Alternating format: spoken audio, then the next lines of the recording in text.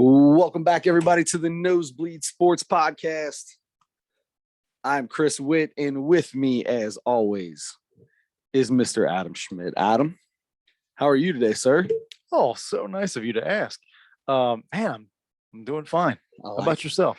I just had a Reese's peanut butter egg. Thank you, by the way. Absolutely delicious. Loved every little bit of that.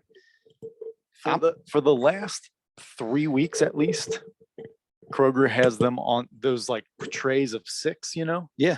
On sale, buy 2 get 1 free.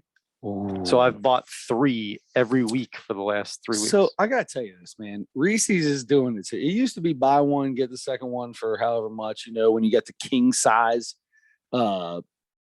candy bars of any of that, Reese's, Hershey's, any of those things. It was always buy one, get the second one for $1, or buy one, get one free. Now it's been a bunch of this buy 2, get 1 free. Well, now I'm going in buying these Reese's Rageous candy bars with the Reese cup and the it's like a Reese's candy bar with the caramel and the Reese's pieces. I brought one for you once. Delicious. I've been buying those, but I gotta buy 3 of them every time. I'm so sorry. I have to. No, my stomach is the one that I'm apologizing to. Like, it is rough on the old belly, because if I've got one of those sitting in the passenger seat, look, I drive anywhere from 100 to 400 miles or 100 to 300 miles a day, right? Like, I'm in the car a lot. If it's sitting over there, I'm going to get it. I'm grabbing that son of a gun. It's not sitting there very long. No, they don't. I'll eat all 3 of them in a sitting for sure. Easy.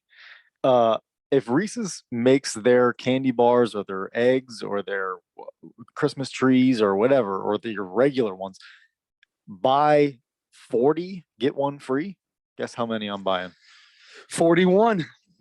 100%. I totally agree. All right, Adam, the Nosebleed Sports Podcast is brought to you by Reese's. No, sorry, guys. Yeah, we're going to switch things up a little bit here today. We've got some sports. We're obviously going to talk about the Final Four. If you are listening to this, we are recording Wednesday night. Final Four starts on Saturday. The NIT championship is tomorrow, Thursday. So if you're a Xavier fan, you want to hear what we think about it. You may not catch the podcast before the game, but hopefully X got the win. If you're listening to this after Thursday, congratulations on the NIT championship. There you go. Oh, why would you bad. do that? Why did you do that? I can't believe you just did that. No. Congratulations on making it to the NIT championship is what I said. That's what you meant to say. That's what, yeah. I'm pretty sure that's what I said. Oh my gosh. That's all right. That's all right, X fans. We can all blame Adam now. At least we've got a reason to blame somebody. Adam Baum, I agree. We can blame him all day long. Oh, yeah. And Sean Miller had his press conference and pretty much didn't say a thing.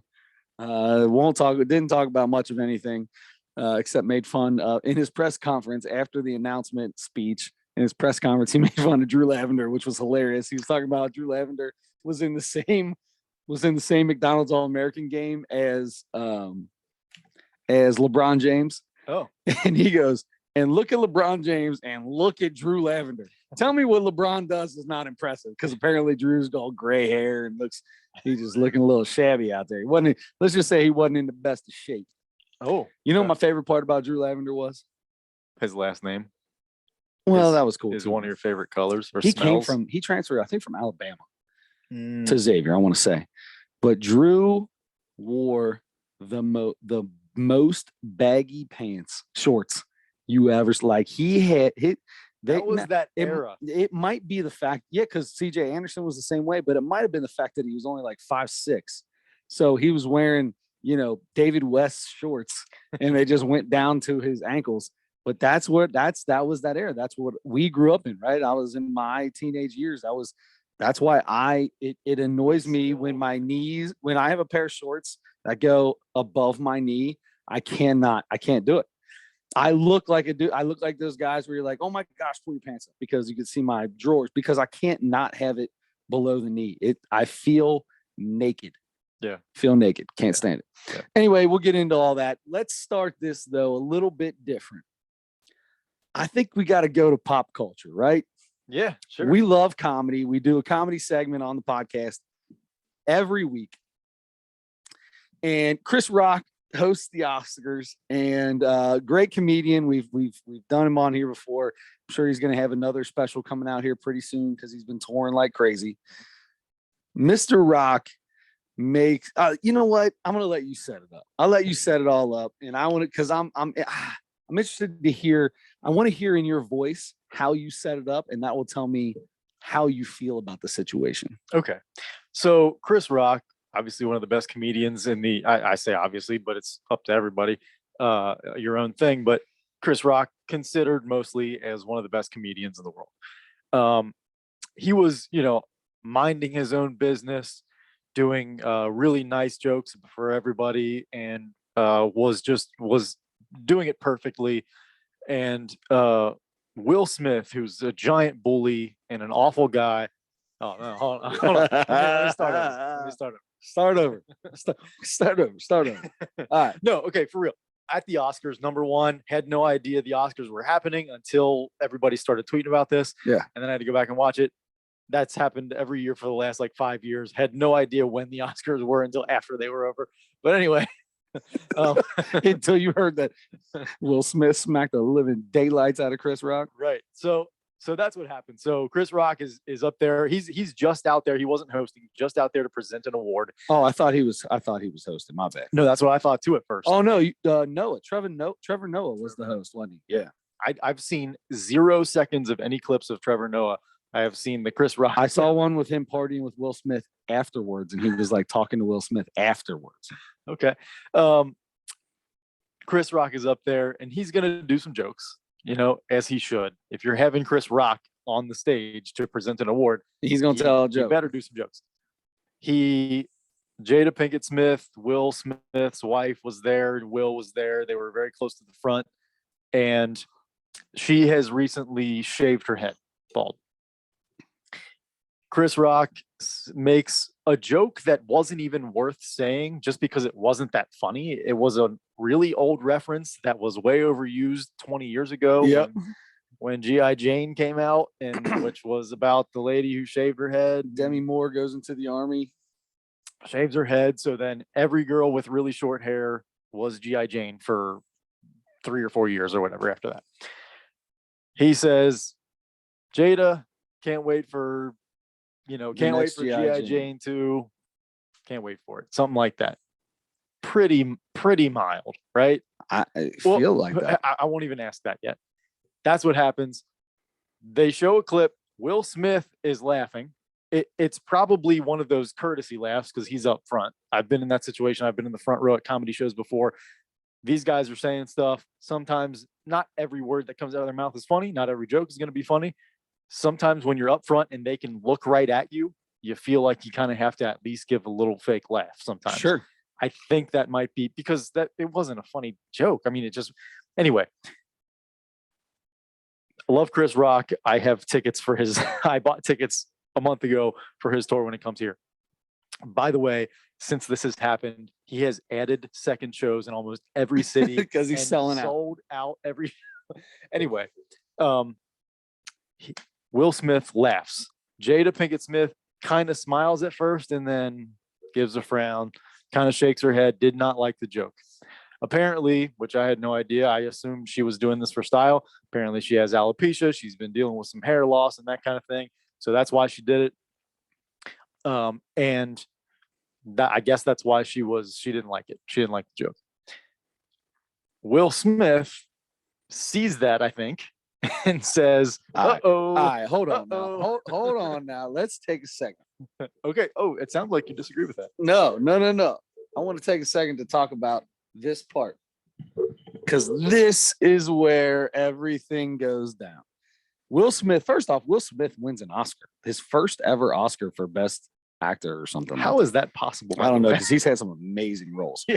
So, and I love Will Smith. Love him. Love Les. Let me say that too. Yeah. Huge Will Smith fan since for 30 years. Fresh Prince, right? So look, we've all been married, right? No. Sorry. We've all been in relationships. We've all been in relationships, right? Yeah. You can think one thing, but when you get that little peripheral vision, off to the side and you see the upsetness. Ah, man, I gotta go do something about this now. I got to say something. Man, I don't want to say something. Now, that is where I feel like Will should have taken his time to say something afterwards or do what he did and scream. Instead, somehow he got from her that he needed to stand up and do a little bit more. Right? I mean, that kind of seems like what it was. Do you think he felt like because of her reaction, he had to do all of that, or he just had to say something? I think if it was me, I just would have said something. But now let's take this another step back, right? Will obviously wasn't doing his best, to keep old Jada happy throughout COVID and all this stuff, because come to find out, old girl was sleeping with Jaden. Yeah. Jaden's like one of Jaden's friends, one of her son's friends, August something. She comes out, tells the world about it. Tells him in front of the world, right? Tells him in front of the world, talks to him about it in front of the world. He obviously already knew about it, but the reason he knew about it is because this August dude's on the tweet box saying, Mo, yeah, I treat your gold girl better than you do, or something like that. And now she has to explain. She tells the world, yep, I did. It is what. So now is this where Will Smith is like, you know what? I'm sick and tired. I'm the biggest, baddest son. I'm still fresh from Philly in the hood. And somebody better respect my name, right? I know I'm a funny guy and I play around, but it's time to put I'm gonna have to show back. I gotta show Jada I'm still the man. I gotta show this world I'm still the man. That's what I got out of it. And he walked up and Chris Rock looked like Chris Rock knew something was about to happen. I don't think he obviously didn't know what, but he knew something was going to happen because you could see him kind of like is like ducking a little, looking at him like, oh, what is this crazy cat about to do? And holy cow, he open hand smacked this dude across the face and then turned around and walked off stage because he knew Chris Rock wasn't going to do nothing. Chris Rock goes, Will Smith just slapped the shit out of me. I was cracking up. Like, wow. Yes, that is so perfect for Chris Rock. Anyway, I thought what are your thoughts on the matter, brother? Let's just talk about your thoughts on the matter. That's my thoughts. I think old boy started feeling a little not himself these past few months, and he took matters into his own hands. I agree with you. That's very possible that it was kind of a lot. I don't think that joke bothered him like that. I don't think his reaction was because of the joke. I agree with you that I think it's many things, and possibly that. I mean, he, unfortunately, especially after this, you hear a lot of people kind of dogging him about the thing about Jada not being happy with him in certain areas and that kind of stuff. And they've talked about how they've almost split up a few times and that kind of stuff, and took breaks and all that kind of stuff. I think that was one of her excuses for doing that. And then everybody seems so positive that they've had this open relationship. I don't know if they've ever said that for sure. Doesn't sound like it from the way it was. It sounded like they just kind of called it quits for a minute. And it sounds like Will was not under the impression that he was not. No, Will was not. So anyway, I agree with you. I think that could very well be, and it could be that and other things that we don't even know about. But yes, he reacted in a way. And then in his speech after he won his award, he sort of tried to explain it or whatever. Yeah, he kind of did. You know what the coolest part about that whole thing was, though? When he thanked Denzel Washington. Because apparently after that whole thing went down and he went back to his seat and started screaming, keep my wife's name out your effing mouth. And he screamed it 2 or 3 times, which you can't hear in the English version, but you can hear it apparently in Japanese. So that's where they get all this. So anyway, when he's screaming all that out and Chris Rock looks at him, he's like, it was a G.I. Jane joke. Like Chris Rock is like, all right, man, I get it. Like, but it was a harmless joke. I didn't say nothing. So anyway, Denzel apparently goes to commercial after that thing's all over with. Denzel walks over, grabs Will, and he tells him Denzel must be, I'm going to tell you right now. Smooth operator. Huh? He is a smooth operator. Did you hear what he told him? Did you Yeah, hear I that did- whole thing? I did hear what he's told him. The devil comes at you when you're at your highest points or something. Look out for and sure enough, that devil got to Will because Will done smacked the out of Chris Rock. Yeah. I kind of like. I ain't gonna lie to you. I don't like violence. I don't like people. There's no reason to go up there and smack somebody, but I don't know. It just made the Oscars interesting because nobody really cares about the Oscars, right? Who cares about the Oscars except for actors? If you put, yeah, you're right. If you put the whole thing, all of the details aside, yeah, it did make a lot more people turn it on. Guarantee it.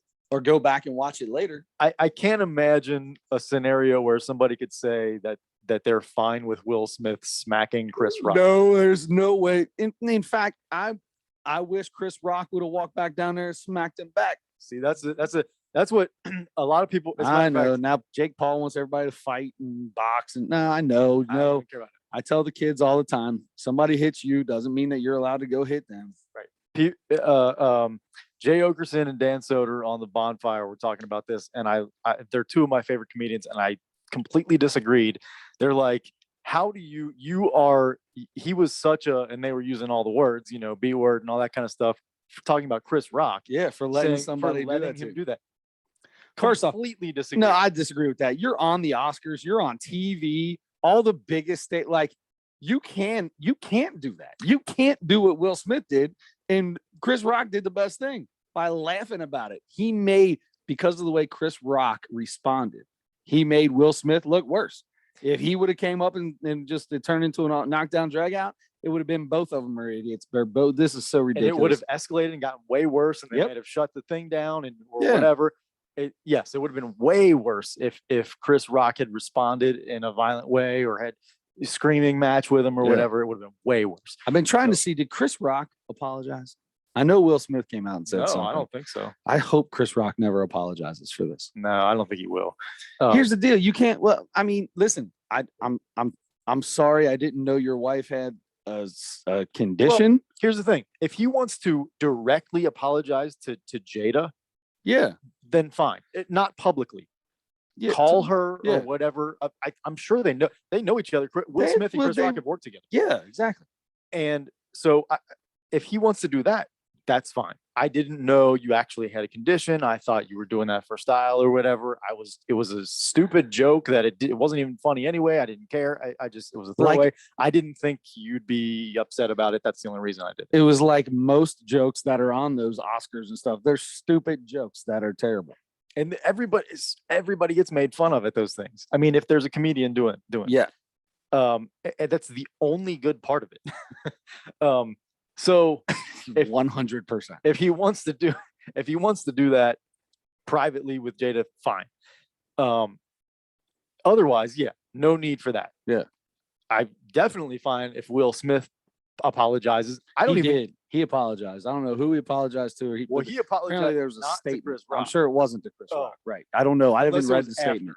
Okay. If there was a statement, I didn't see that yet. But during his speech, he apologized to the, I don't know, Academy or whatever. What is that anyway? Who is the Academy? And I've heard Academy Awards and Oscars are those two different things. Same thing. No, it's the same thing. Okay. Had no idea. Anyway, if he wants to apologize to Chris Rock, I definitely think, I think he should. If he doesn't, I don't really care because I don't think Chris Rock really cares. That's the other thing. The overreactions from everybody. I know it's stupid for me to look at Twitter and care about what anybody else says, but number one, the thing that I just talked about, how people are saying Chris Rock just took it and he's less of a man because of that. He should have done something back. Stupid. That's stupid, I think. Oh God, I just had another one in my head that everybody was saying was, why didn't security step in? No one in their right mind would think Will Smith is going to go up there and smack him. Yeah. In fact, I think everybody at first thought this is a staged thing. Yeah, I think everybody did think that. And then once we saw Chris Rock's reaction, which is cool as he is in front of people, he was thrown off. He was. He was thrown off, and which is even more impressive that he handled it the way he did. But he had to stop for a second. He even looked over to the side to somebody, probably a producer or something, like, what in the world am I supposed to do here? And he even stopped himself as Will Smith was walking back, he's like, "Oh, I could," and then he stopped Yep. himself. Uh-huh. He could go off with a ton more jokes. Oh, I'm could sure. you imagine if Chris Rock just decided to just roast Will Smith in that moment? That would have been cool. I would have loved that. If he would have, I'm sorry I made fun of your brother or yeah, son. Or yeah. Like if you like as a comedian and something like that happens, this is how I am. Like if you, I would, I've never hit anybody in my life. Never been in a fight. I've been in fights with people. Other people have been in fights, but I'm not. I've never hit anybody. No, I'm always trying to break them up. Yeah. But if there's a fight, somebody comes up and hits me, and I'm fine. And they walk away. There's a good chance my mouth is. It's going to be hard to make my mouth stop running at Sure. that point in time. It's going to be hard. My mouth is going to be going a mile a minute. And as a comedian, now that I think about it, that would have been the best thing for Chris Rock to do, to just turn his moment into the roast of Will Smith right there. And I love Will Smith, so I think it would have been great.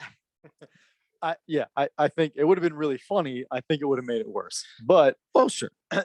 so Chris Rock's reaction to it afterward, and Will Smith's the way he said what he said when he got back to his seat, you can see the actual anger. Yes, That's when his you knew mouth for was sure. quivering. Like that was real. Like he was shaking. His Yeah. body.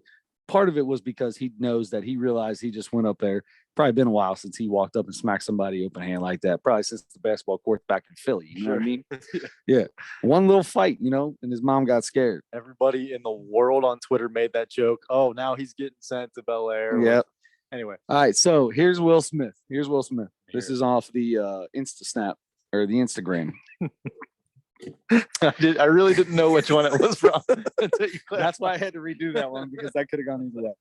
On the Instagram, violence in all of its forms is poisonous and destructive. My behavior at last night's Academy Awards was unacceptable and inexcusable. Jokes at my expense are a part of the job. But a joke about Jada's medical condition was too much for me to bear, and I reacted emotionally. So hold up, real quick. Let me just say this. Jokes at my expense are a part of the job. Jada's got the same job as him, right? Can I just say that real quick? So jokes at her expense, guess what? Part of the job. I would like to publicly apologize to you, Chris. I was out of line and I was wrong. I'm embarrassed and my actions were not indicative of the man I want to be.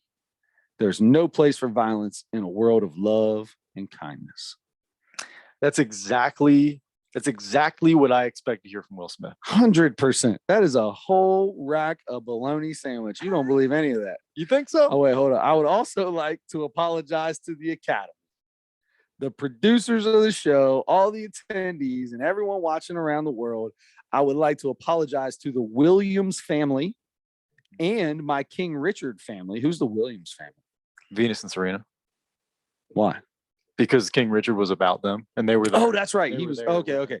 The Williams family and my King Richard family. I'm like, what? Okay. I deeply It's regret. just his favorite tennis player. Yeah. I'm like, what?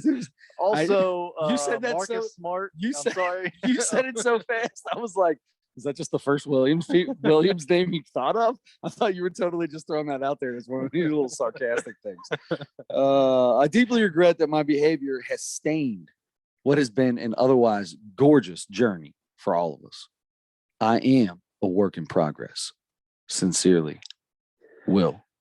So you think that's a bunch of baloney? I don't think it's a bunch of baloney. I think his agent and his all the people, what are they, PR people or public relate, all the people around him.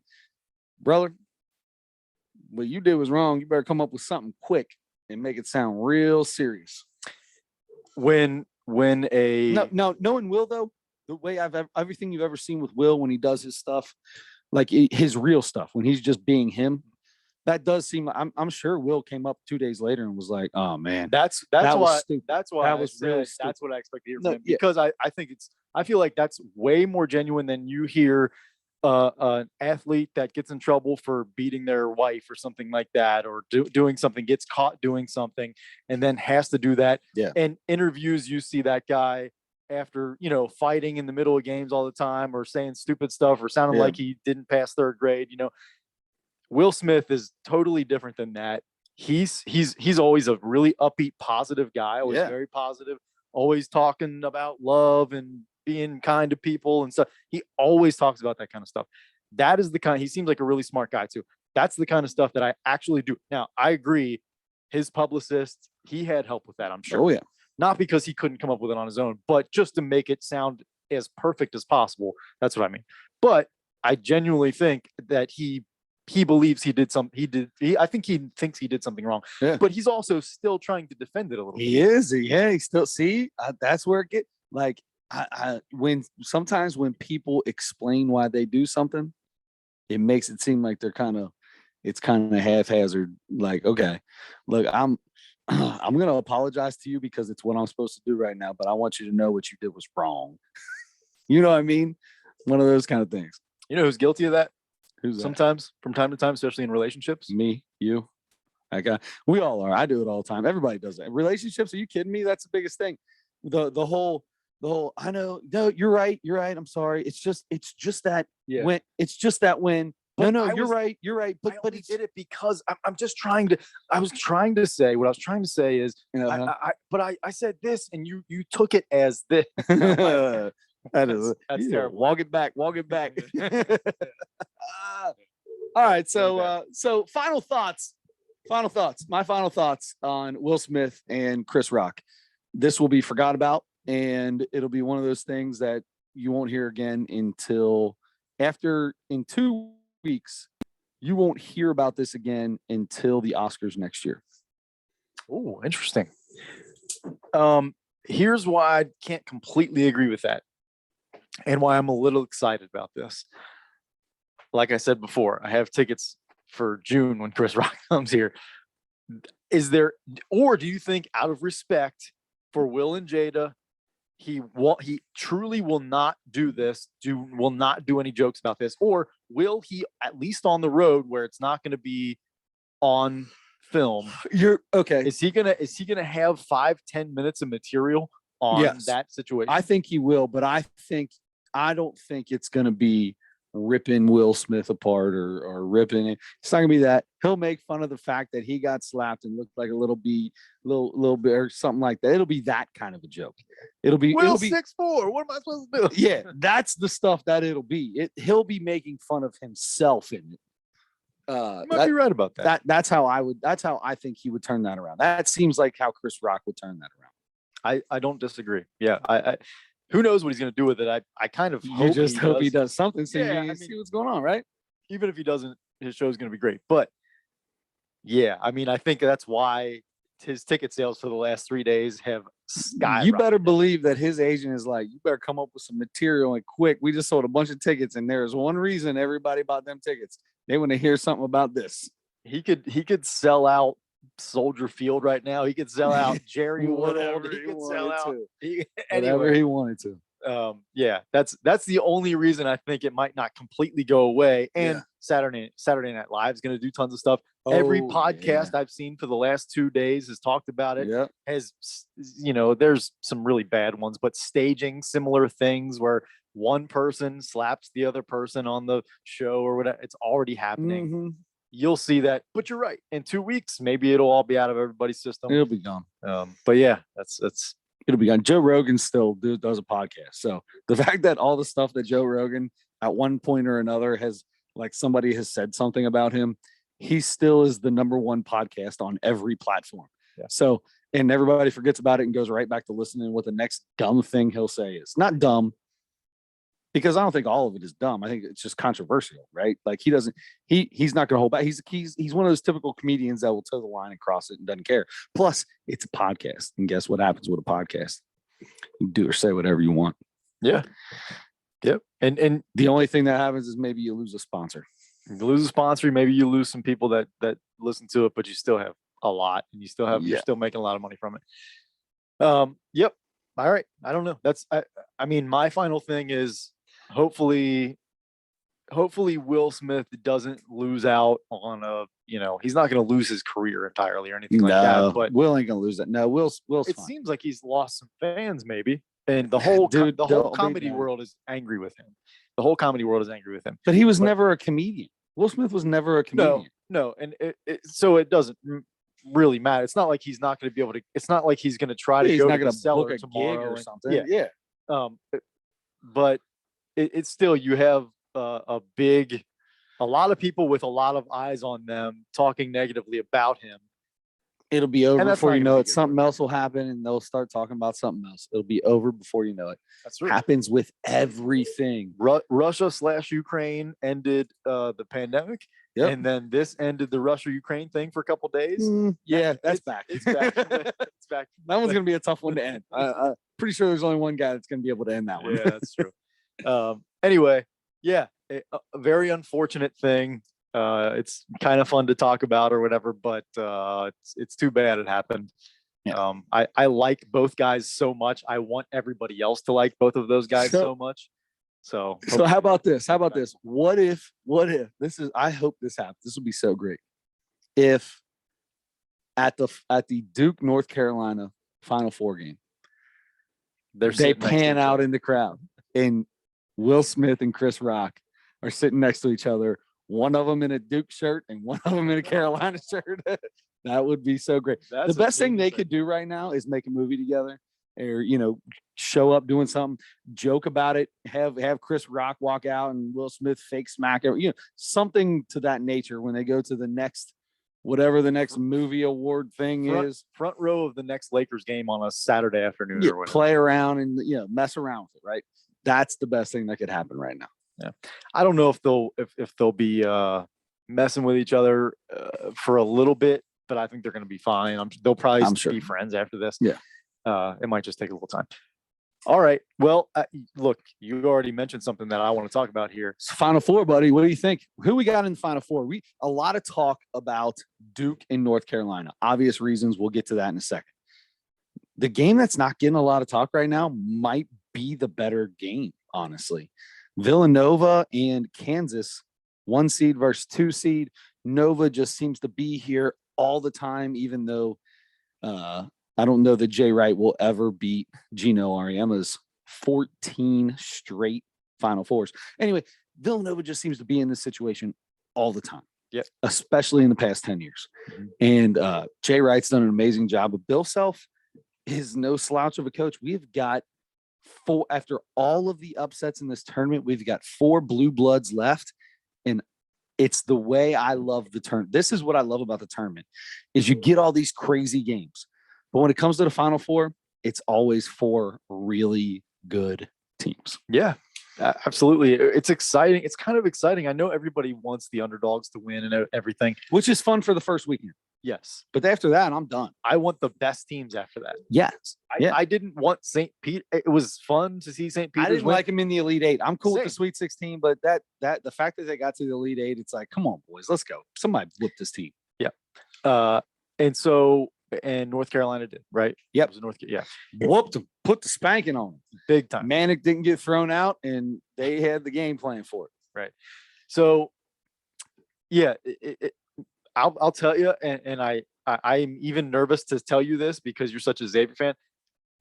Every time I watch Villanova and every time I watch a YouTube video of one of their practices, every time I watch Jay Wright speak in an interview, I love him and I love them more all the time. Listen, you're not hurting my feelings. You're not hurting my feelings at all. Listen, Villanova is the creme de la creme. I know you respect them for sure. More than anything. I mean, Villanova is the Xavier of the MCC and A10 right now. Like, it's Villanova in the Big East, and that's it. Yeah. I mean, yes, teams give them a run, and they didn't win the Big East this year, but you're going to come out. Providence got a 4 seed. Providence had a better record, won the Big East, and they got a 4 seed. And Nova got a 2 seed because that's who Villanova is. And Villanova is, I don't even know how to describe them. It just, when they come to the Cintas Center or when we go to Villanova, you're just like, oh God, this is going to suck. And I don't feel that way against any other Big East team when Xavier plays. I don't feel that way against any other team. Chris Mack in his last 2 years started making it a Villanova Xavier conference. They split one Big East title. Xavier won one outright. Villanova obviously won like 6 straight or something like that. But Xavier was getting to that level with them, and it started to feel like, oh, when we play Villanova, there's a chance. Like we're in these games now. Yeah. And then Mac left, and we are where we're at. So all I can do is hope that this. I know I'm turning this around totally different, but I can hope that Sean Miller is a proven coach and can come out and really get Xavier back to that point they were 4 or 5 years ago, where they were running, where there was another team in the Big East. It wasn't like Big East and then the rest of the Big East, right? The Big East is great. The Big East is good, but it's like the ACC, it's Duke, Carolina, and then everybody else. Mm-hmm. It's, in whatever, in the Big 12, it's Kansas and everybody else. And that's what Villanova feels like in the Big East. Yeah. Yeah. Yeah. And by the way, apparently Sean Miller has already got his first recruit There you go. in hand, before his desk chair is even warm. So hopefully a move in the right direction. But yeah, Villanova is what's the program that is like more and more all the time. They're getting closer to that Duke, Carolina level, that Kentucky level, closer and closer. And they've been a great program for a long time, going all the way back to Raleigh Massimino and the teams in the 80s and that kind of thing. But they're turning themselves into that blue blood. Yep. Right. It was Michigan State. It was UCLA. It was Kansas. It was Duke. It was Kentucky, North Carolina. Those blue bloods. Villanova is there now. Villanova's in that conversation. As far as I'm concerned, Villanova's in that conversation. Yeah, for sure. Yeah. Yeah. For the last decade, they're there. And I'll tell you what, having said that, number one, I want to see now Duke win the whole thing for Krzyzewski in his last year. The very last game ever to win a national championship will be the coolest thing ever. I know a ton of people hate them or hate him, but Carolina fans want nothing more to make this his last game. Yes. They beat him in Duke for his last game in Cameron Indoor, and he was pissed when it was over. His little, whatever you want to call that speech where he apologized after the game was over. And I will not let this happen. And sure enough, he's going to get his chance. This is your chance, old man. This would be so fun. This game's going to be really fun. So apparently, oh man, I just heard it today. Oh, it was the Magic Bird NCAA final. That is the most watched ever basketball game ever. Any basketball game, NBA or college, still holds the record for, what is that? The ratings, still has the most ratings. I don't think this is going to get there probably, but this right here has the opportunity because this has all of the makings to becoming one of the greatest games. Maybe not even a great game, but one of the games that people want to see and will be talking about for a very, very long time. Care about the most, and Carolina beat them by whatever it was, 13 or 14 or something like that at Duke. But they've gotten to this point now, and Duke's playing better basketball over the last couple of weeks, and so is Carolina. Carolina is playing really good basketball. Yeah. And they got a bye last game. That's right. They did have a bye last game. But the motivation behind the rivalry, the best rivalry in college basketball, in all of basketball. Yeah. And with Krzyzewski's last game being this or the next one, and having an opportunity to win another championship before he goes out, this could be the best basketball game potentially ever. Coach K is going to do everything he can to coach this game at his best ability. That's for sure. You would think his players would do the same thing. But that's the thing. Without really wanting, the pressure that is on these kids has just been placed on them. It's more than any other team in this tournament. Yeah. And it's because of Mike Krzyzewski. That's the whole reason why.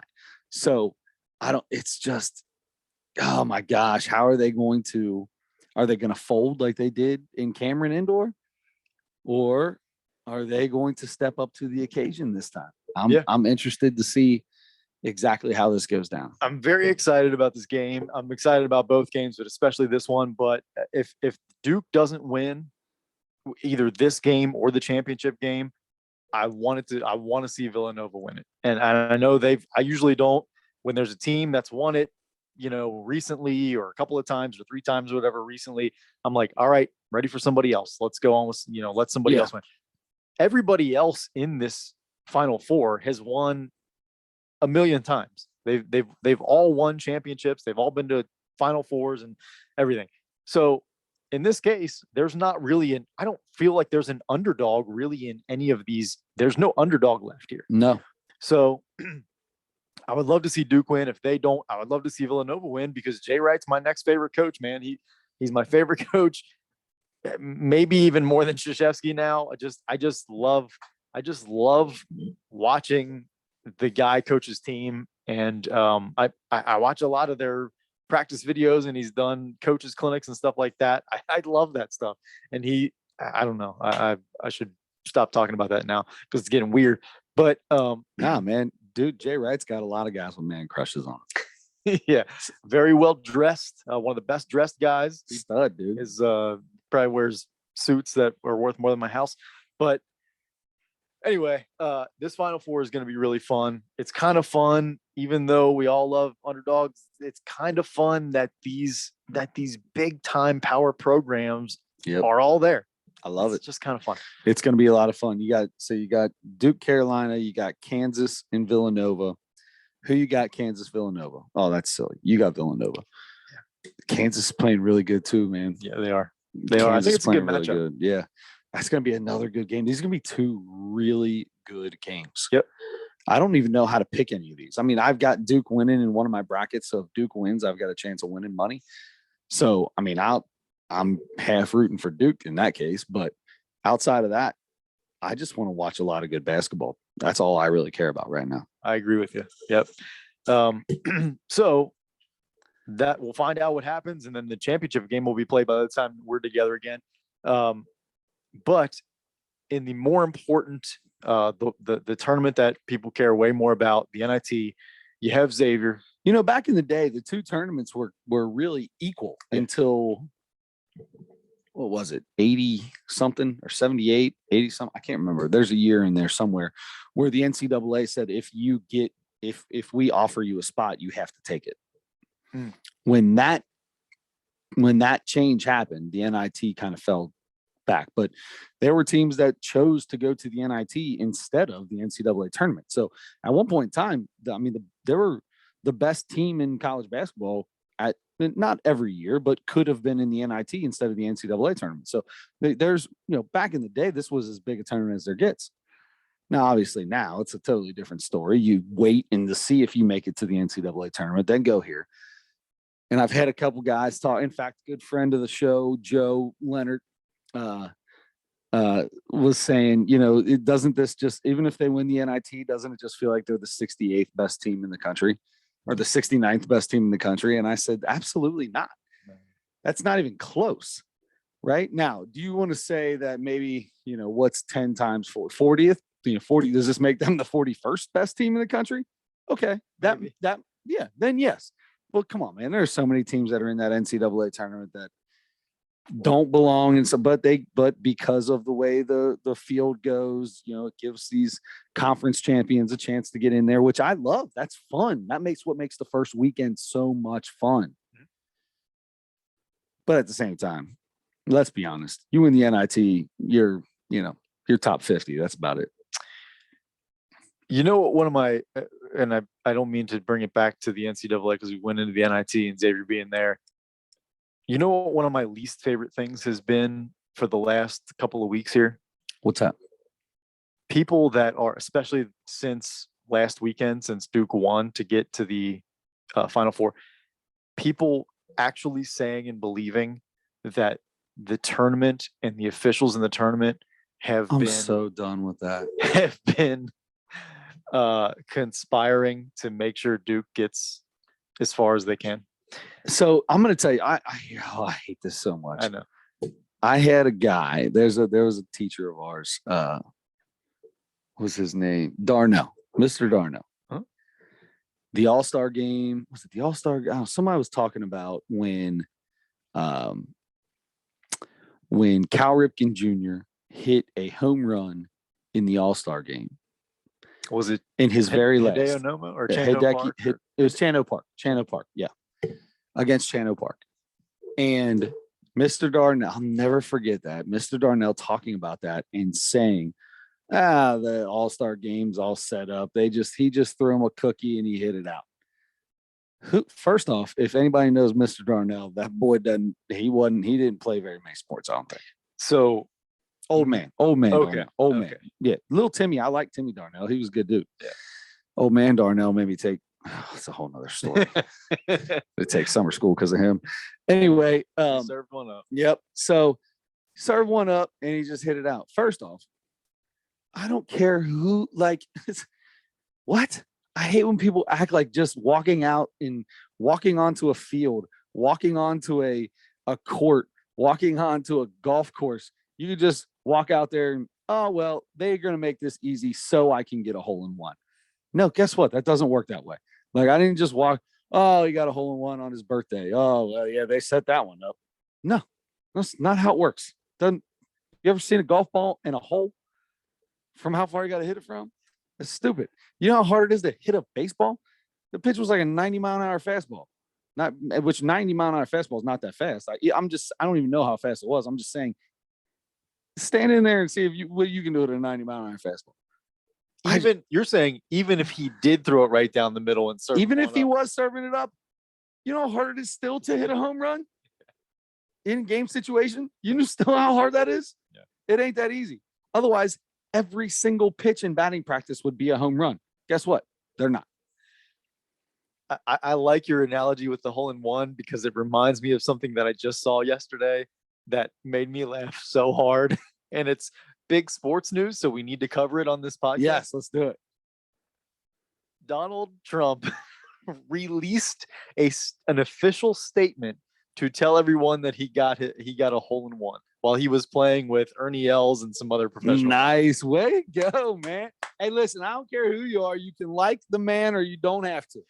I applaud anyone that gets a hole in one. That is the luckiest daggone thing that you can ever do because there ain't no skill involved.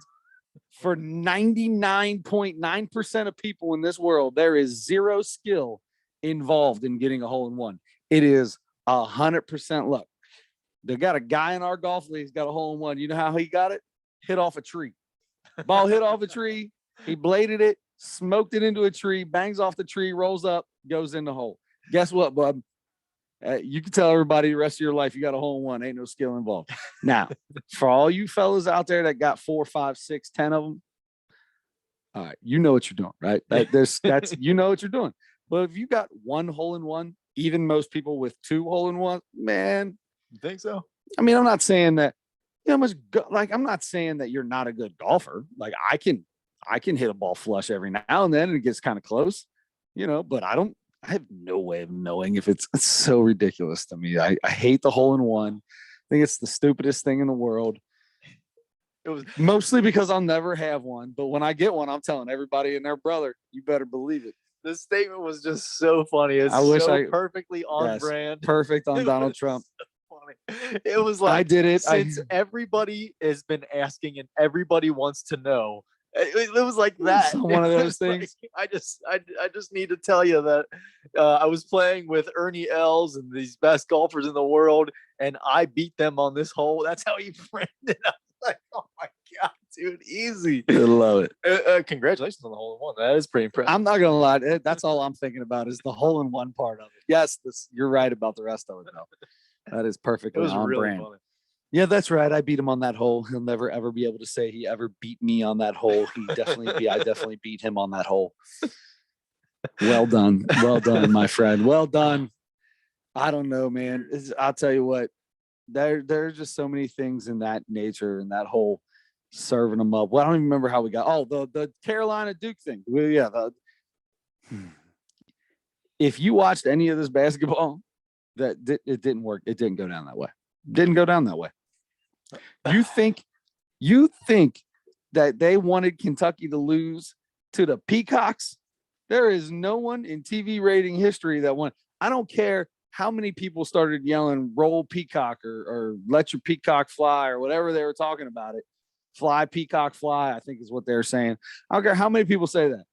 If Kentucky's still in that, you're getting more viewership for Kentucky in that than you are in the Elite Eight or the Sweet 16 than you are for the St. Peter's Peacocks. Yeah. Maybe you get a handful, you get the normal people that would be watching it anyway, that are going to go, oh man, I'm rooting for this underdog. But if Kentucky's in it and you get if anything, the NCAA is doing whatever they can to keep Kentucky in something as long as they possibly can. So the fact that I can't stand that. That is so annoying. I hate that. With sports, I hate it. Mostly because the people that say it are so horrible at sports or any athletic endeavor that's just their, oh, well, yeah, anybody. They just made that happen. Yeah, because it's that easy to do.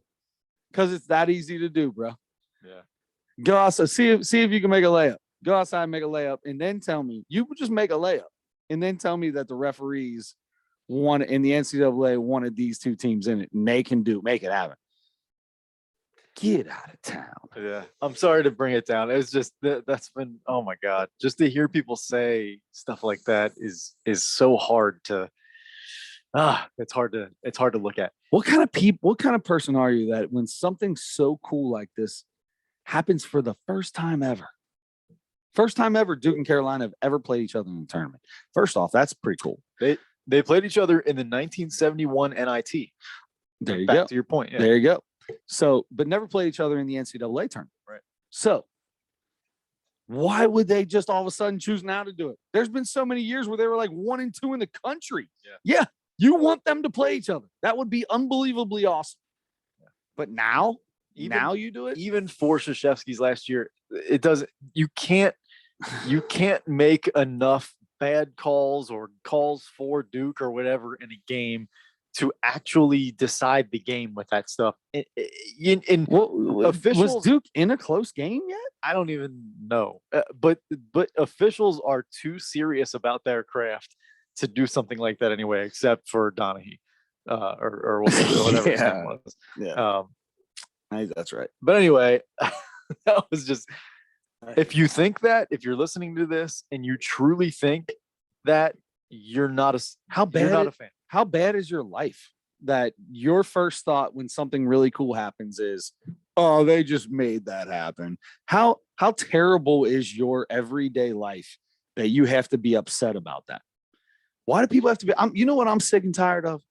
When good things happen and somebody's got to rain on the parade. Why? Why people got to be like this? Why can't we be more like Will Smith and just always be happy and loving and good people and peace, love, and harmony? You know what I mean? Mm-hmm. I mean, unless you talk about his wife. Yeah. Yeah. Which apparently everybody did for a very long time. And then I guess he just got his chance to get back at somebody. Yeah. Oh my gosh. Sorry, brought that around. Way to bring it back around. That kind of ties the boat. Although, so Xavier, Texas A&M had a pretty good year. They did, and they played really well the other night too. Yeah. I was almost going to ask you, do you like Xavier in this game? I mean, come on. But here's the deal: Xavier is first off. If anybody, did you watch the game? You watched it, but you couldn't hear it. Oh my god! Oh my gosh! Here's the deal: if you're an announcer, if you're a color guy, I'm totally cool with you saying something. I'm great. You say whatever you want. You should say it. But do we have to just repeat the same thing constantly? This guy hated Xavier. He really did not want Xavier to win. Xavier is terrible when they are behind. They're great right now. Yeah, look at them. Oh, they're doing the hand motions. And he got so mad at every single thing Xavier did. Xavier was handling the game. And he just kept bringing it back to, but they're such a terrible team when they're behind. What? They're not behind. And how do you say that when we're just down by 9 with 3 minutes left against Vanderbilt the game before this and came back with poise and unbelievable, I don't know, just greatness and came back and won? Who are you? I want to know who this idiot was. Fran Fraschilla. Was that Fran Fraschilla? I was so annoyed with this dude. I'm texting my dad and Joe Leonard the whole game. Nobody's responding to me. I'm like, am I the only one listening to this that it's annoying me? what if you say it once, I get it. You're like, hey man, like I'm going to tell you right now, Xavier's looking really good. And when they're ahead, they play well. But boy, when they're behind, they lose all determination and they turn into a bad team. I've seen it. I was there for the St. John's game. It was bad.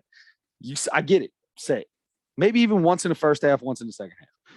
But when a team's coming out and really dominating a game, can you just be nice to them for a little bit? Just for a minute. Okay, your reaction to that makes me think it must have really been bad, because exactly what we're just talking about. Fan bases are so unreasonable, and you hear that kind of stuff all the time. Bengals fans said it every week. Every Bengals fan hates Tony Romo now. Whatever. And Yeah. I'm like, every fan base thinks that announcers are against them, national announcers are against them, referees are against them, and everybody else's fans are annoying and obnoxious. Every fan base thinks that about everybody else. Everybody's out to get them. Everybody's against them, because it's a thing that brings them together. It's, it makes you feel stronger about your team and that kind of thing. But so I was seeing this all over Twitter about Xavier people talking about this. I'm like, okay, another one of these things. I don't get on Twitter. It a little bit. I haven't been on Twitter, so I don't know any of that. What's been going on? And my dad and Joe never said a word to me back, so I just thought maybe I was the only one that thought it, but apparently not. I'm going to tell you right now.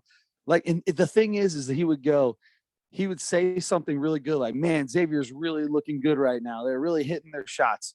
But I'm going to tell you, when they're behind, though, they just can't. They are terrible when they're behind. I've watched them. This is a totally different team. It was like this dude couldn't say a good thing without saying how bad of a season they had. I get it. They lost 10 out of the last 12 games. Trust me, we all know. You have to tell us 15 times that happened and how bad we were at the end of the year. We're playing really well right now. Really, really well under Jonas Hayes. Jonas Hayes is doing things Travis Steele never did, and it kind of sucks because I really like Travis Steele. I know everybody hates Travis Steele. I like Travis Steele. Unbelievable recruiter, been great for Xavier for over a decade. Struggled as a head coach. You're seeing now Jonas Hayes looks good back. I mean, Jonas Hayes is making a name for himself. He has changed the way they play. They have determination. They play with aggression. He switches guys out constantly. We're playing 8 or 9 guys again. Really, probably 8 or 9.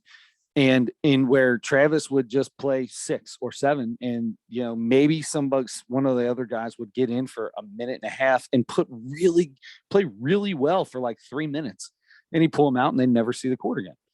And in the second half of games, we look dead tired, and we make good comebacks, and we come back because we've got but I don't know, man. It just Jonas Hayes is doing a really good job. Yes. And I would have rather listened to Fran Fraschilla talk about how well Xavier. I'm not. Listen, I know how bad Xavier was at the end of the season. They also were a top 15 team for the first 3 quarters of the season. Mm-hmm. So I don't know. It was bad. I want you to go. I hope you go back and listen to this and tell me. I want you to go back and watch this game. I don't know if you can or not.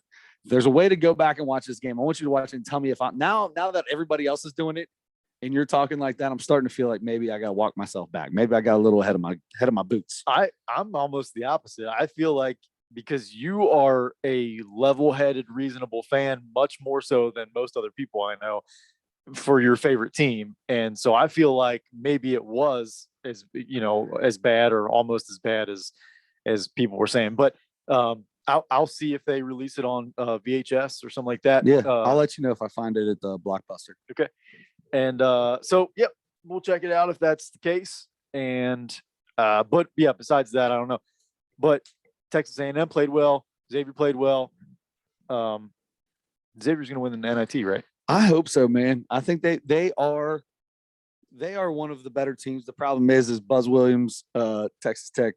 What is Texas Tech? What Texas are they? A&M. Texas A&M. What are they? The Texas A&M whatever Aggies are another team that felt like they should have been in the tournament.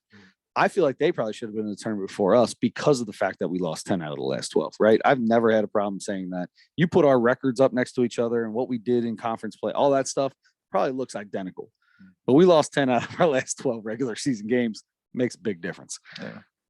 That being said, the talent that's on this Xavier team is a top 15 team talent. We just didn't have a top 15 coach to coach them. I'm not saying we do right now, but we've got something that obviously is working for the time being.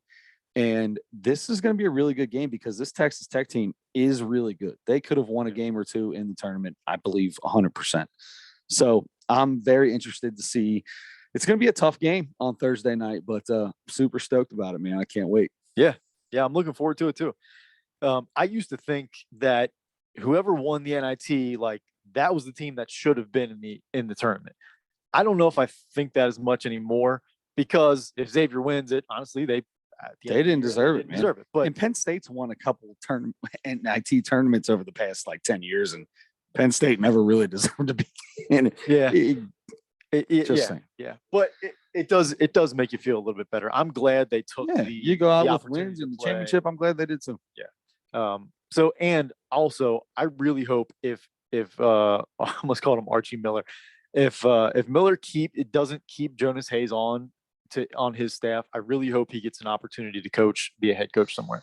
He didn't get the Georgia job. He interviewed for it, didn't get it. But I'm going to tell you right now, man, he's boosting his resume big time right now, big time.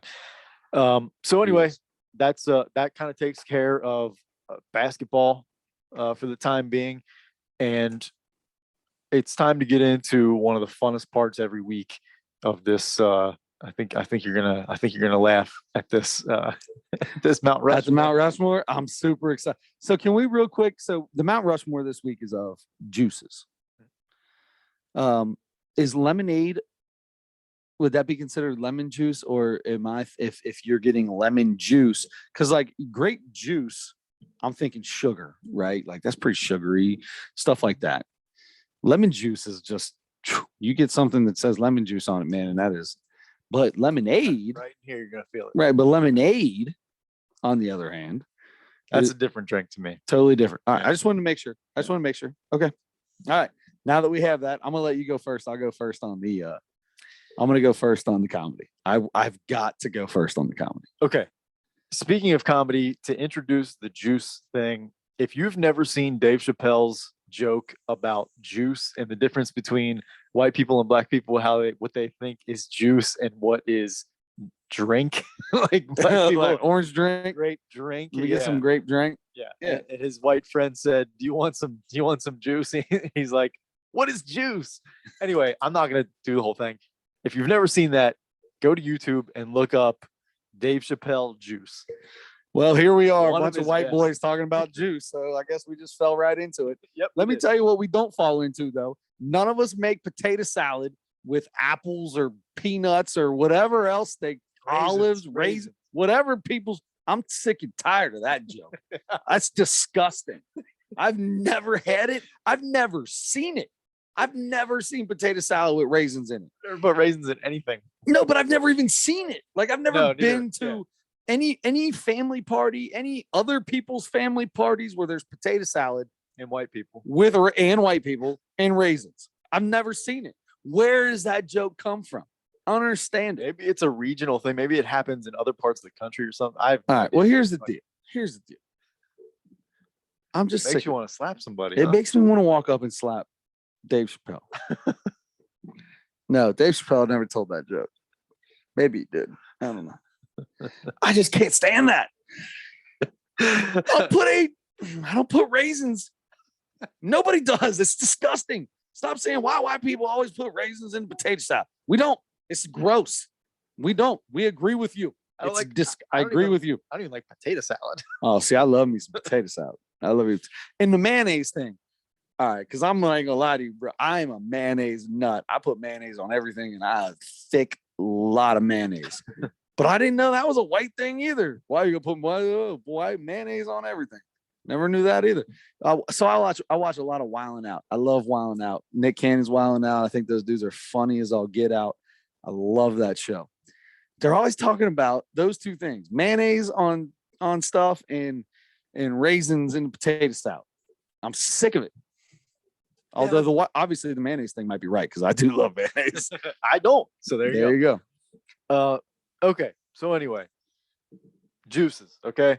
So basically fruit juices or vegetable juices or whatever.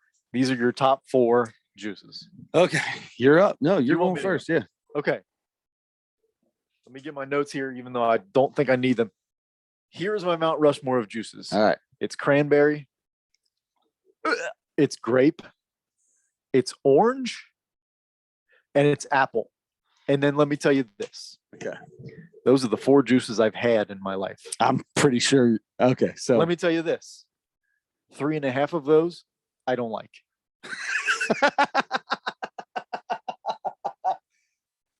3.5 of the 4 on my Mount Rushmore I don't like. Is it half of? Is the apple juice the half you do like? I would say apple juice. the apple juice might be my least favorite. Cranberry. You guys juice. had apple juice Yeah. in your house. I drank it a ton when I was a kid. Orange juice too. It's terrible. I don't know how graham crackers and apple juice started getting dunked in your house. I don't know if it was me and Joey That or was you. you and I Joe, don't I know think, how yeah. that started to happen, but I just remember dunking graham crackers in apple juice at your guys' dining room table. As a kid, that's not a bad idea. No, It's kind of a fun thing. and then we thought it was funny and kept doing it. Yeah.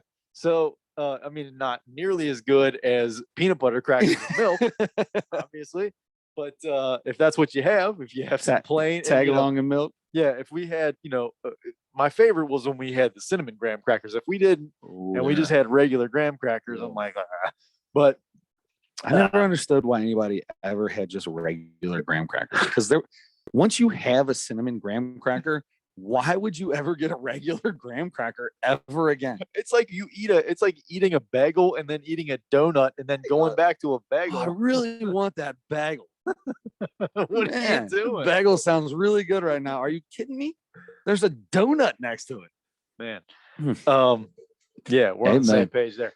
So anyway, don't like juice, and cranberry juice is okay in moderation. Craziest part about that is cranberry juice is disgusting. I hate cranberry juice. So that is not on your Mount Rushmore. No. Grape juice. I drink grape juice all day long. The purple kind or the kind with the green grapes, the clear stuff with the green grapes. I drink either one. Oh yeah. I drink the purple grapes or the green grape juice. I like the orange juice, obviously. Pulp, no pulp. I could really care less, to be honest. I could care. People are always like, oh, I hate the pulp. Man, who cares? It's just a little extra hair, something in there. Hair. It's hair. It's not hair. It's hair. It tastes like hair. I can't have a stronger stance than no pulp in orange juice. Gotcha. If I have to drink orange juice and feel sick the rest of the day, I'm going. What about low pulp? Nope. What is low pulp worse than pulp? No, low pulp is better than pulp. See, no, I feel like low pulp is worse than pulp because then it's like, what are you trying to do here? It's like every once in a while I get one of this whole thing. Yeah. If you're gonna give it to me, let me know what I got. You know what I mean? I don't shake it up either. So it's no pulp until I get to the last quarter. And then I'm just drinking pulp. I'm just drinking the insides of an orange. Oh my God. Dude, I had one for dinner last Wednesday because Adam was coming on, a mandarin. Yeah. Same thing as an orange, I'm sure. You peel that thing and all the little stringy. I dated this girl for a short time, and she kind of got me into eating those. Yeah. And I was like, you know what? These aren't that bad. And they're small, so I can deal with them. It's not a heavy, big thing. And so I'm like, this is a decent snack, and it's way healthier than anything else I eat. She cracked up at me watching you peel it. Watching me peel it. I sent her a picture of it every time I did. I had this big mound of hair of orange hair. Orange hair. And I'm like, so can't. Look, there's a trick to that, right? You take it and you roll it in your hand for a while. Put just a little bit of pressure, and you still get all that. Oh yeah. You like really get every last little bit, don't you? I try to. Oh, that's a lot of work. If it's not hanging off, but I can still see it on there, I pick at it and then get it off. Yeah. Oh yeah. You just need a knife. And you know what? That's the same kind of thing when people say, "Oh, you just peel the banana from the bottom, and then you don't get the." First off, that banana from the bottom thing. It's a joke. Is it really a joke? I think it doesn't work. I'm so sick and tired of hearing. Oh, that's how monkeys eat them. Okay. All right. Is it? That's what I've heard. But you know what? First off, I hate bananas.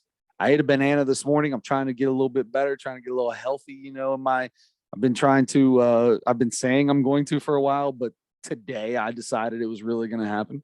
I had a Whopper for dinner.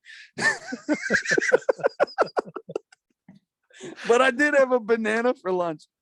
I had Jersey Mike's for lunch. Sorry, I had a Whopper for dinner. Jersey Mike's for lunch. The regular size. I didn't get the giant. Oh, good for you. Yep, there you go. And I had a banana for breakfast. And I hate it, but I was at the hotel and they had bananas sitting there. So I grabbed a banana because I know I should eat that for breakfast. I know I should. But I hate bananas. And I think it's a texture thing, right? Like I'm not like texture things really don't bother me normally, but banana for some reason does.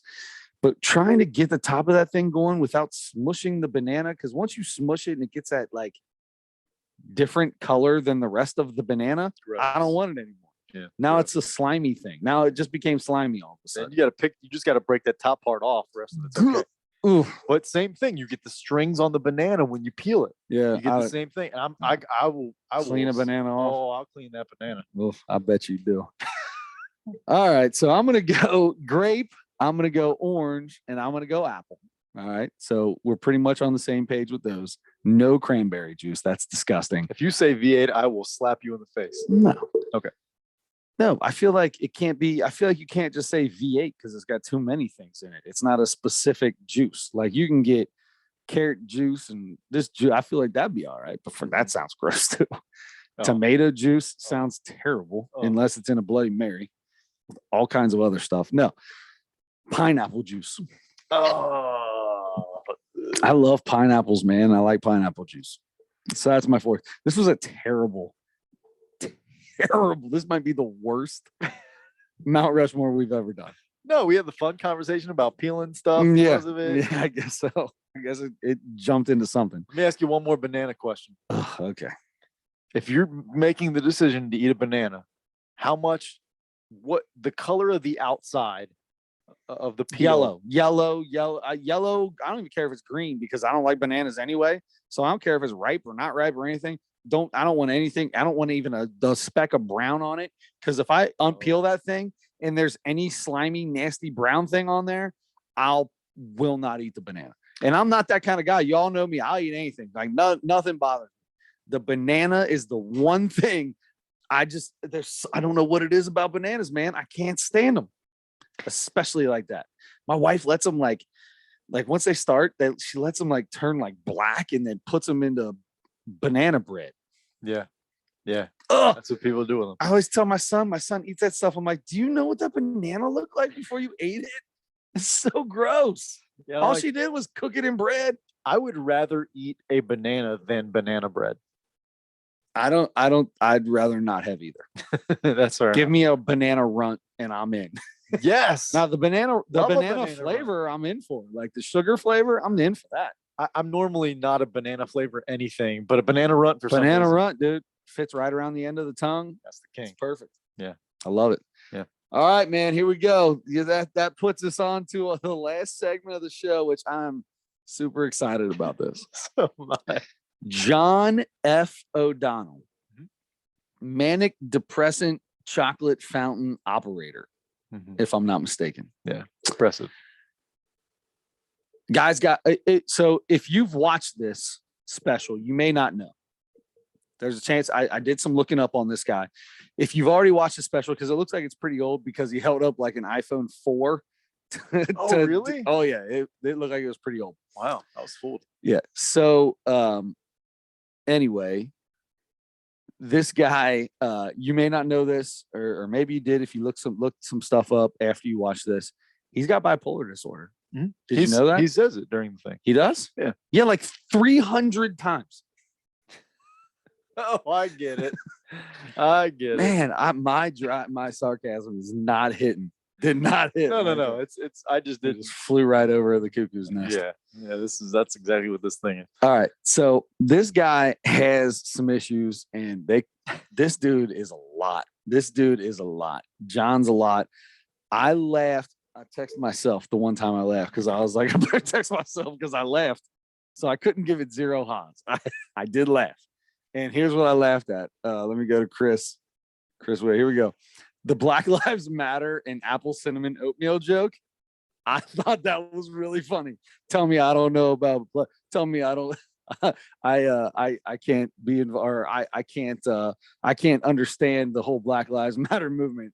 And then he goes into a joke about apple cinnamon oatmeal and regular oatmeal.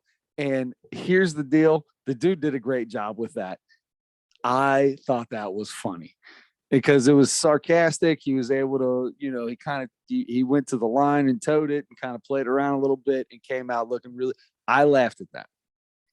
I don't think I laughed at any point of any of the rest of this special. Wow. This might be my least favorite special we've ever done. Wow. Yeah. All right. So are we all we might be total opposites of each other then, huh? Did you love it? I wouldn't say I loved it. But this dude was the most annoying cat I've ever heard in my life. If I was at that comedy special, I'd just be like, what is going on right now? That like talking craziness about nothing and then like going on a tangent with your devil fingers and that was weird. What is I get it, you're bipolar and you're like playing to that a lot, and good for you for being able to talk about it. I know you want us all to tell you good job because you can talk about it and all that. You made it very, very clear that you want us to tell you that you're good, and it's good for you for being able to talk about it. But oh my gosh, that's not my kind of comedy right there. That's not my kind of comedy. I like some physical comedy, but holy cow, I don't even know what was going on half the time. I don't even know what he's talking about. Yeah, it was hard to keep up with sometimes. I have no idea. So that being said, I talked to Adam. Adam called me last night, and it was I was about 17 minutes in. That's me. I'm Adam. Adam Schmidt. I don't know. Sometimes I don't know if I should be talking to the listeners or talking to you. I don't know how this works. Back and forth. Feel like him. Sometimes he was talking about John in third person, and sometimes he talked about himself, just like this guy right now. Anyway, so when you called me, you're a Xavier fan. Yeah, guys, he's a Xavier fan.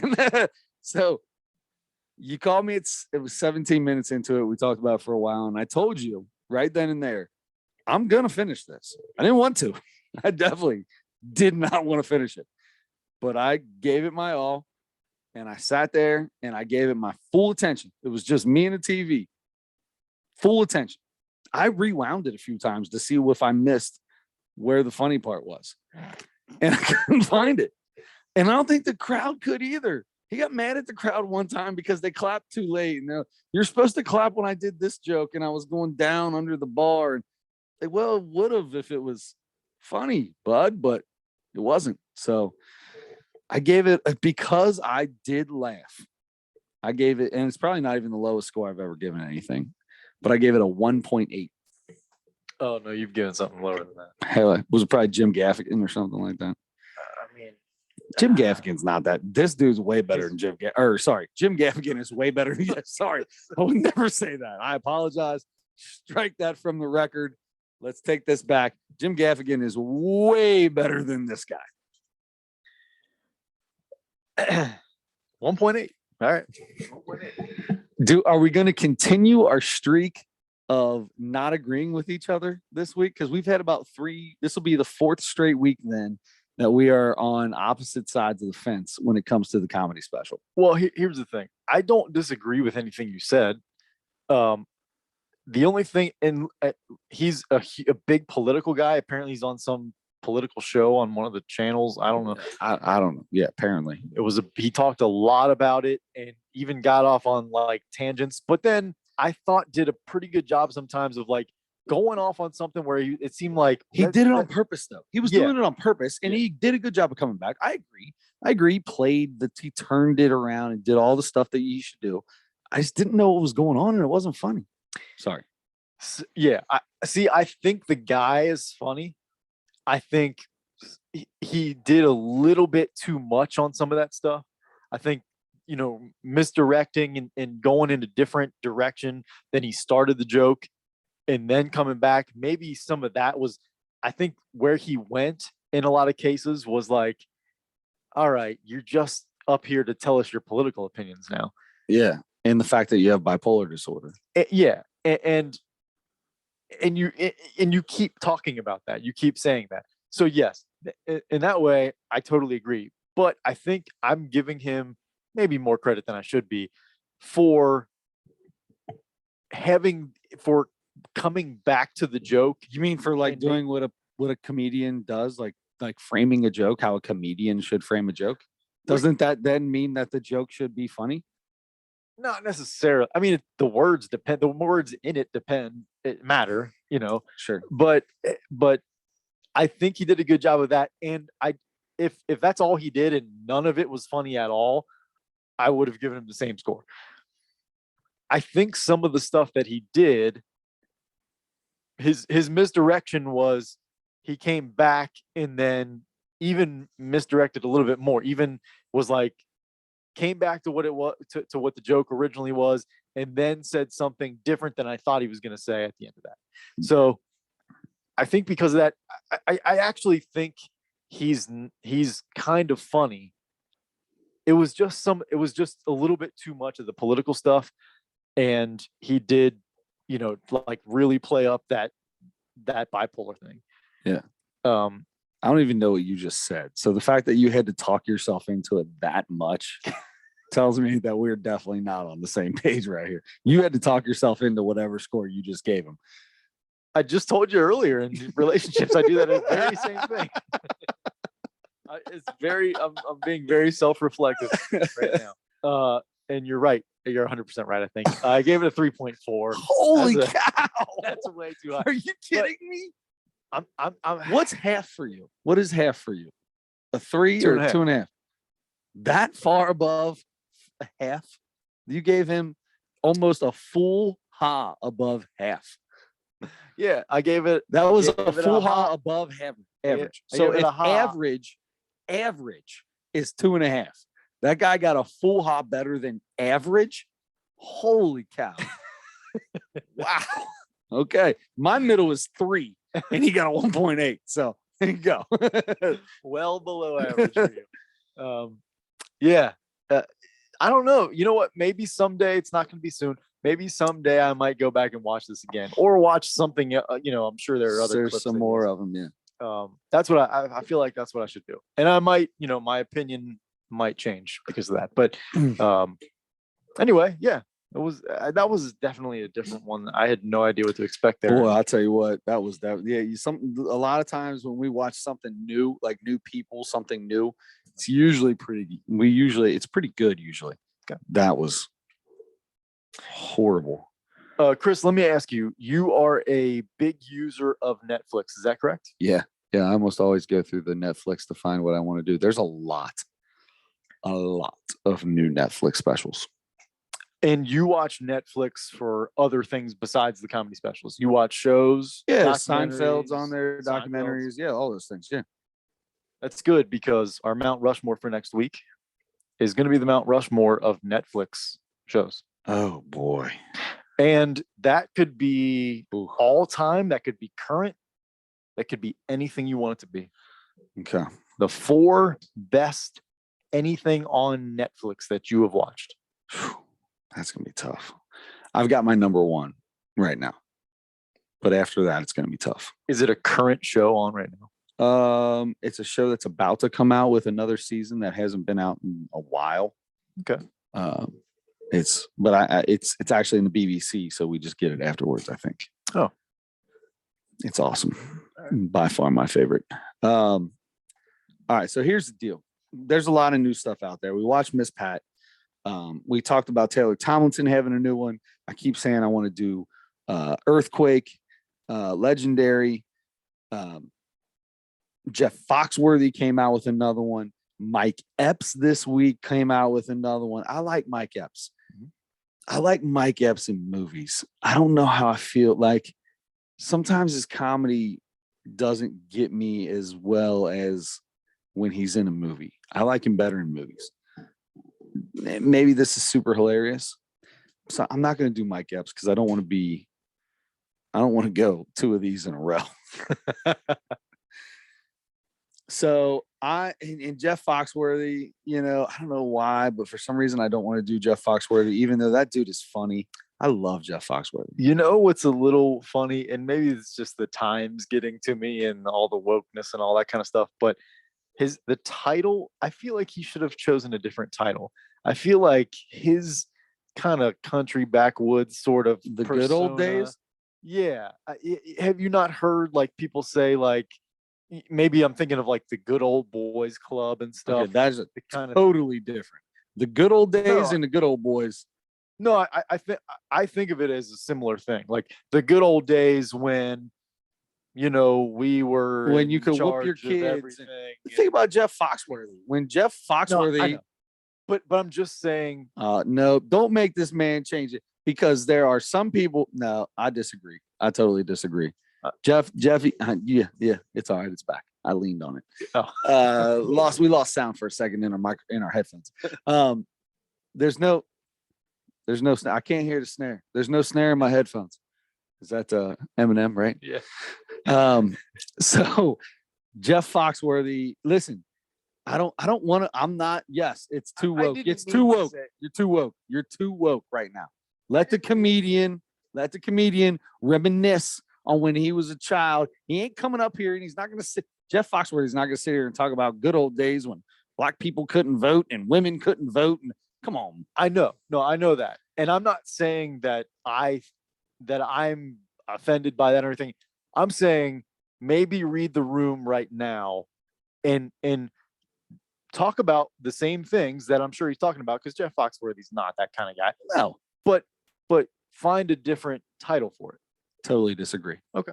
Totally. I could not disagree with you. So because I said that, do you want to do Jeff Foxworthy anymore? No, I don't. Now I want you to pick it so we can see how racist Jeff Foxworthy is. Read the room, Adam says. Jeff Foxworthy, read the room.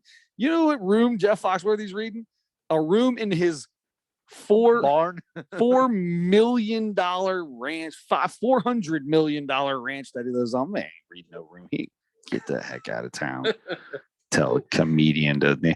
We just watched the podcast, watched a comedy special called Manic Depressant Chocolate Fountain Operator. No, you don't get, and you chose that. You don't get to talk about titles of Read the Room. That is the dumbest title I've ever heard for anything in my entire life. But that's not this. It's not the same when it comes to reading the. I get that. It's not the same that way. But there ain't nothing wrong with calling something the good old days. It's just reminiscent. I could call like when I was in high school being the good old days for me, right? Like that, or when I was in my 20s, it was the good old days. Wouldn't it matter who I was for that? Like if you're talking to Donald Trump and Donald Trump called it the good old days, yeah. In that case, it's probably Read the Room is probably right. But Jeff Foxworthy, like what's his good old days? Riding a truck, doing donuts in a field and playing football? Yeah, anything in the country song. Yeah, exactly. So what's wrong with the good old days in that case? Oh, I'm so sick of all these woke kids. I got to sit around all day. Children, jeez, oh Pete's. What are you talking about? You work in probably the least woke industry. 100% correct. That is 100% correct. Definitely the least woke industry that is still around. Oh Lord. All right, I'm going with Earthquake Legendary. I'm doing it. I wanted to do it last week. Miss Pat came out, so I did that. I'm gonna go Earthquake. That still gives me, there's still Taylors out there. There's some other ones that I missed too that came out a few. I just got to go back and find them. There are so many that we have on a list now, which is awesome because for a long time we were really struggling. We were. Yeah, we're in a good time right now. A lot of new ones out. Yep, I'm good. I'm really glad. I've been wanting to watch this one, and I've been holding off because I figured one of us would pick it soon. Yeah, so I'm excited about that. All right, that sounds good. What is it called? Legendary, man. Probably should have read the room. Calling himself a legend. That's pretty prideful of himself to be. We've talked calling about himself that. A legend. It is a little off-putting when comedians, Dave Chappelle's doing it lately, and all kinds of guys. Now that I say that, I was just kidding going into that, but you're exactly right. That is one of the things that has annoyed me during a lot of these specials. But we'll see. I mean, I think pretty sure it was Kevin Hart, like basically produced this or got him the. Well, it's part of Got him the deal Chappelle. or It's whatever. called Or no, Chappelle. yeah, it's Chappelle's home team, Earthquake. Chappelle. Yeah. Yeah. So, but that's good. I'll tell you, the preview that I've seen for it, it looks really funny to me. All right, good. Yeah. Good. I like it. That sounds good to me. We still got Jim Gaffigan, Comedy Monster in there. There's still There's a lot. a new Louis C.K. You know, I'm gonna watch that one on my own because you have to. I think it's only on his website, and I think it's one of those things you have to pay for because he's done that before. You had to pay like $5 or something to see it on his website. Yeah, that sounds about right. Yeah, that sounds about Louis. Oh, Louis, buddy, you need to be putting some free stuff out there, man. Come on, man. You want people to start liking you again, and you're gonna make them pay? Come on, man. People hate you. Nobody's paying $5 to somebody they don't like. Now, if you put something free out there and somebody's like, let me go see what this train wreck does, and then all of a sudden it's good. Come on, man. Who's this dude's PR? I promise it's good. Oh my gosh. I need to be a publicist. That would be a fun job. I feel like both of us would be good. 100%. Yeah. To just tell somebody, hey, dummy, don't do that. Yeah. What are you doing? Don't do that. Do this. Be way better. I sincerely apologize from the bottom of my heart to everyone that I've affected. I feel like a publicist is just like Jiminy Cricket in Pinocchio. Just the little cricket on you, just conscious, be your guide, man. Mm-hmm. It's pretty simple. Life's pretty simple that way. Yeah. If you can just figure that out. Oh, this is a fun one. There you go, bud. Yeah, I enjoyed this. This is we've had guests on the last 2 weeks. No guests today, although we did get to talk about Will Smith and Christopher Walken. So that was fun. We got some good stuff out of it there. I had a good time today, man. I'm glad you stopped over. Speaking of stopping over. So when the pandemic hit, and I think it was a week before like the world shut down, you were feeling a little sick, and you did not come to the house when the Kraft Burger Brothers were coming over. That's right. They have since now launched the truck, and he has quit his real job, and his real job is now the Kraft Burger Brothers food truck. I love that. Which follow your dreams, do your thing, Jeremy, and God bless America. I'm so terrible with names. He just followed us on YouTube too. Son of a gun. I'm gonna. Well, hope he doesn't see this. Jeremy's partner. God, now I gotta go back and look. I'm so terrible. I've just known Jeremy for so long. I've only met that guy a couple times, so I apologize. I'm terrible. Anyway, Jeremy wants to come back on, so I think we need to get them back on here. And he said he might even, because he stopped at Skyline to make you a Skyline chili. If you remember that, he stopped to make you a Skyline chili burger, and it was pretty good. Their burgers are good, dude. The bacon jam, it's worth every penny. I got to find out where the truck is and stop up, dude. Jump on. You get on the old FaceTube, man. He's out and about all the time now. He's going around. I think maybe next Wednesday, maybe he'll be at Delhi liquor store. Underneath, they got a little tap room down there, and they bring a truck down there. You can get beer from the liquor store and have a little food right there. So now that that's coming up, he's got quite a few dates with them. I know that. Yes. So West Side Brewing over by me has trucks over there all the time. Yeah, and I'm sure he's trying to get into stuff like that. He's trying to do. No, he just did my buddy Peter Kramer. Chemicals, I guess. I don't know what they do over there. They make like the little beads that Procter and Gamble, like the Tide beads or something like that. Anyway, a couple of my buddies work there, and I know he went there and did a little thing. They just pay him a flat rate, and he brings stuff in, and people eat. Anyway, we might have to get the Burger Bros back on the podcast. He wants to talk some sports, so that would be fun. All right, that sounds good. Well, I'll talk to him, and I'll see if we can get that thing going. Outside of that, my friend, I believe next week we are doing oh no. Oh,